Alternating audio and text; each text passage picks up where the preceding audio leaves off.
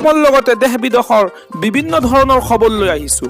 খবৰকেইটা খুবেই গুৰুত্বপূৰ্ণ, গতিকে ভিডিঅ'টো অলপো স্কিপ নকৰাকৈ শেষলৈ চাই যাব।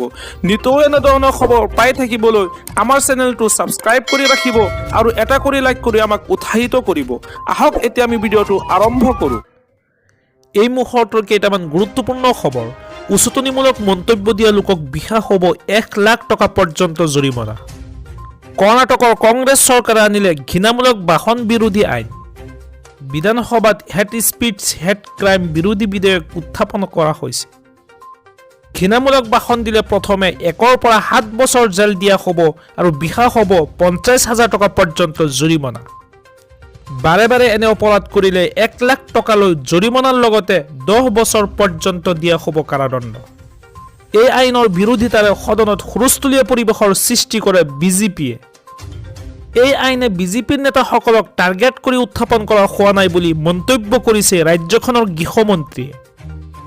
এই আইনখনত বিজেপি, কংগ্ৰেছ অথবা কোনো ৰাজনৈতিক দলৰ নাম উল্লেখ নাই বুলিও মন্তব্য কৰিছে মন্ত্ৰীগৰাকীয়ে। আজি আমাৰ পৰৱৰ্তী খবৰটি খুবেই গুৰুত্বপূৰ্ণ, এটা বিগ ব্ৰেকিং নিউজ। ৰাজ্যৰ কৃষকৰ বাবে ডাঙৰ খবৰ। চৰকাৰে ক্ৰয় কৰিব ধান আৰু সৰিয়হ। প্ৰতি কুইণ্টেল ধানত পাব 2550 টকাকৈ। হয় দৰ্শকসকল, এতিয়াৰে পৰা অধিক দাম দি কৃষকৰ পৰা ধান আৰু সৰিয়হ ক্ৰয় কৰিব চৰকাৰে। প্ৰতি কুইণ্টেল সৰিয়হ কৃষকৰ পৰা 6450 টকাকৈ ক্ৰয় কৰিব চৰকাৰে। ৰাজ্যৰ লাখ লাখ কৃষকৰ বাবে আহি গ'ল ভাল খবৰ। কৃষকৰ পৰা 2550 টকাকৈ প্ৰতি কুইণ্টেল ধান ক্ৰয় কৰিব চৰকাৰে। ৰাজ্যৰ কৃষকসকলক সকাহ দিয়াৰ বাবে চৰকাৰে ডাঙৰ পদক্ষেপ হাতত লৈছে। ৰাজ্যৰ কৃষকসকলক ভাল খবৰ দি এই বৰ্ধিত মূল্যৰ কথা ঘোষণা কৰিলে মন্ত্ৰী ৰঞ্জিত দাসে। ইতিমধ্যে চৰকাৰে মুকলি কৰিছে হেল্পলাইন নম্বৰ। PM কিষাণৰ 21 নং কিস্তিত ধন পাবলৈ সাজু হওক আপুনি। দেশৰ লাখ লাখ কৃষকৰ বাবে ডাঙৰ খবৰ দিলে কেন্দ্ৰীয় চৰকাৰে। পূৰ্ণ নতুন নিয়মেৰে এইবাৰ দেশৰ কৃষকৰ একাউণ্টত জমা হ'ব ধন। PM কিষাণৰ ধন লাভৰ বাবে আজিয়ে কৰি লওক eKYC আপডেট। যিসকল কৃষকে eKYC সম্পূৰ্ণ কৰা নাই অতি শীঘ্ৰেই সম্পূৰ্ণ কৰি লওক।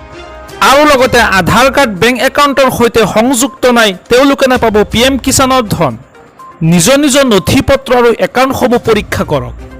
PM কিষাণৰ হিতাধিকাৰীৰ তালিকাত আপোনাৰ নাম আছে নে নাই সেয়াও পৰীক্ষা কৰক।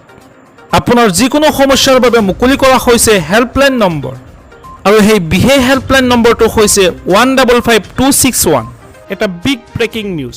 ফেব্ৰুৱাৰী মাহৰ 20 তাৰিখে ৰাজ্যৰ মহিলাসকলে লাভ কৰিব বহাগ বিহুৰ উপহাৰ। প্ৰতিগৰাকী অৰুণোদয় হিতাধিকাৰী একাউণ্টত সোমাব 8000 টকা। যিসকলে অৰুণোদয় আঁচনি লাভ কৰা নাই তেখেতসকলে ASLRMত গৈ আবেদন কৰিব পাৰিব। মুখ্যমন্ত্ৰী ডক্টৰ হিমন্ত বিশ্ব শৰ্মা ৰাজ্যৰ প্ৰতিগৰাকী অৰুণোদয় হিতাধিকাৰীৰ বাবে 1 জানুৱাৰীৰ দিনাই ভাল খবৰ দিলে। 20 ফেব্ৰুৱাৰীত অৰুণোদয় হিতাধিকাৰীসকলে লাভ কৰিব 8000 টকা। ৰাজ্যৰ প্ৰতিগৰাকী অৰুণোদয় হিতাধিকাৰীক বহাগ বিহুৰ উপহাৰ হিচাপে চৰকাৰে দিব এই ধন।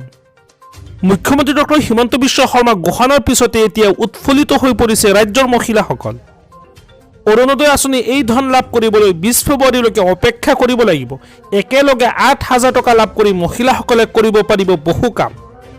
ৰাজ্যৰ প্ৰতিগৰাকী অৰুণোদয় হিতাধিকাৰীৰ বাবে 1 জানুৱাৰীৰ দিনা ভাল খবৰ দিলে মুখ্যমন্ত্ৰী ডক্টৰ হিমন্ত বিশ্ব শৰ্মাই।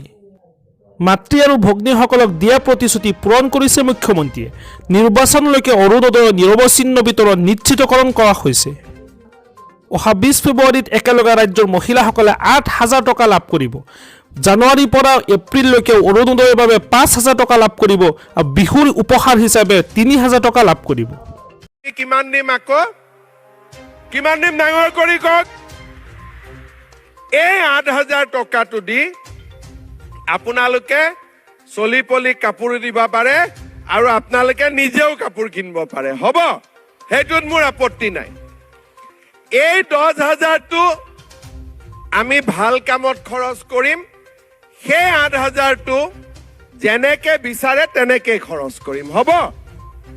গতিকে আপোনালোকক আমি সহায় কৰি গৈ থাকিম, আপোনালোক আগবাঢ়ি গৈ থাকিব।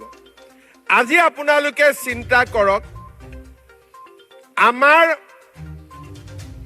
মূল লক্ষ্য কি যে ঘৰখন চলোৱাত আমাৰ যাতে কষ্ট নহয় আৰু আমি পৰ্যায়ক্ৰমে কাম কৰি কৰি গৈ থাকিব পাৰোঁ মোদী ডাঙৰীয়া যেতিয়া প্ৰধানমন্ত্ৰী হ'ল মোদী ডাঙৰীয়াই আমাক কি দিলে বিনামূলীয়া চাউল দিলে এইবাৰ আমি মহিলাসকলক কি দিছোঁ 100 টকাতে 1 কেজি দালি 1 কেজি চেনি আৰু 1 কেজি নিমখ কোনে কোনে কিনিছে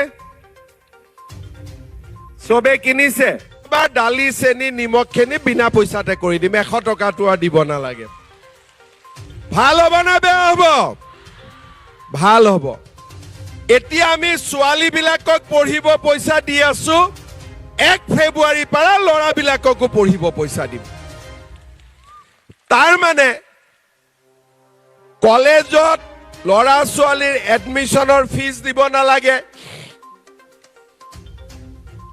দে কোনবা গৈছে আই বাইদেউজনীৰ গাটো বেয়া হৈছে কোনবা এগৰাকী হ'ব